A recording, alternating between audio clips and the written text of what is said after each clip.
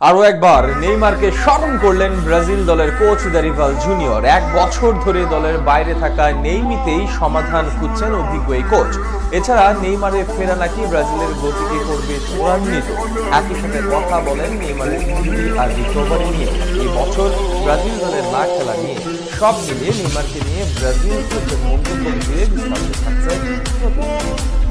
উরুগুয়ের বিপক্ষে বিশ্বকাপ বাছাই পর্বের ম্যাচ দিয়ে শেষবারের মতো মাঠে নেমেছিলেন। এরপর একটা বছর শেষ হবার পর বিশ্বকাপ বাছাই পর্বে আবার উরুগুয়ের মুখোমুখি ব্রাজিল। তবুও নেই দলের সবচেয়ে বড় তারকা নেইমার। মাঝে ক্লাবের হয়ে মাঠে নামলেও জাতীয় দলের হয়ে এখনো মাঠে নামা হয়নি নেইমারের।